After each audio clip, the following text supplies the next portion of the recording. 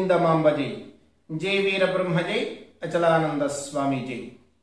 వైదేహీ సహితం స్ఫురద్రుమతలే హైమే మహామంటపే మధ్యే పుష్పకమాసనే మునిమయే వీరాసనే సుస్థితం అగ్రే వాచయితి ప్రభంజనసుతే తత్వం మునిభ్యః పరం వ్యాఖ్యాంతం భరతాదిభిః పరివృతం రామం భజే శ్యామలం. జై శ్రీరామ్.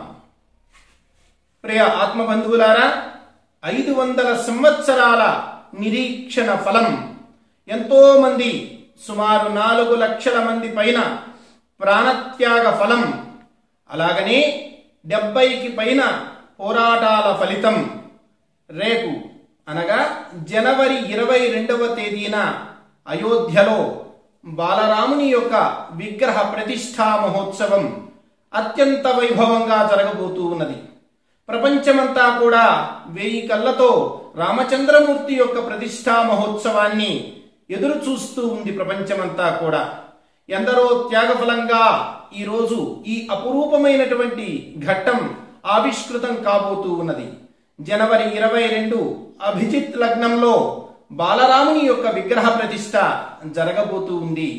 ఆంధ్రప్రదేశ్ నుండి కొద్దిమంది స్వామీజీలకు ఆహ్వానం అందటం జరిగింది. అందులో మేముండటం మా భాగ్యంగా మేము భావిస్తూ ఉన్నాం. 22వ తేదీన ప్రపంచమంతా కూడా రాముని యొక్క ప్రతిష్ఠా మహోత్సవాన్ని అత్యంత భక్తిపూర్వకంగా ఉత్సాహంగా జరుపుకోవటానికి ప్రపంచమంతా సిద్ధమవుతూ ఉంది. ప్రతి గ్రామాన దేవాలయ కేంద్రంలో భజనలు జరగబోతూ ఉన్నాయి. మధ్యాహ్నం అందరూ కలిసి దేవాలయ కేంద్రంలో భోజనం చేసి రామచంద్రమూర్తి యొక్క తత్వాన్ని గురించి ప్రజలకు తెలియచేసేటువంటి ఓ కార్యక్రమం జరగబోతూ ఉంది. మారీచుడు ప్రత్యర్థి అయినటువంటి మారీచుని చేతనే, రాక్షసుని చేతనే రామో విగ్రహవాన్ ధర్మః అని కీర్తించబడినటువంటి రామచంద్రమూర్తి యొక్క గుణగణాలను రేపటి తరానికి తెలియచేయవలసినటువంటి అవసరం ఉంది. దాంపత్య జీవనమైన, వ్యక్తి వికాసమైన, వ్యక్తిత్వ నిర్మాణమైన ఏది అయినా రామచంద్రమూర్తే ఈ జాతికి ఆదర్శం.